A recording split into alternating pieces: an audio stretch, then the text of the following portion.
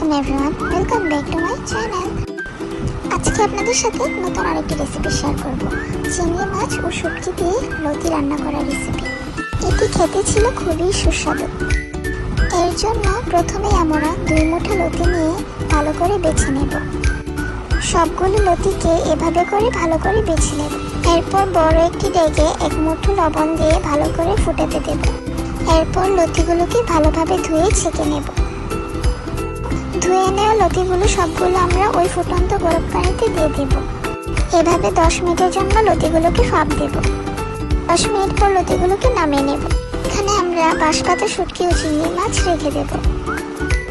এরপর একটি প্যানের মধ্যে 2 কাপের মতো পানি দিয়ে এর মধ্যে 1.5 চা চামচ লবণ, 1.5 চা চামচ মরিচের গুঁড়া ও 1.5 চা চামচ হলুদের গুঁড়া দিয়ে ভালো করে মিশিয়ে নেব।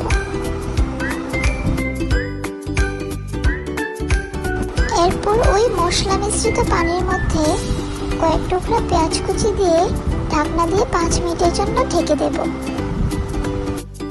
এরপর 5 মিনিট পর আমাদের আগে থেকে তৈরি করে রাখা চিংড়ি ও শুটকিগুলোকে দিয়ে দেব।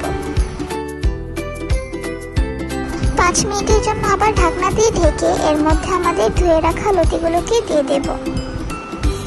সবগুলো লতিকে ভালো করে মশলার সাথে মিশিয়ে 15 মিনিটের জন্য আবার ঢাকনা দিয়ে ঢেকে দেব। 15 মিনিট পর চুলা থেকে নামিয়ে নেব।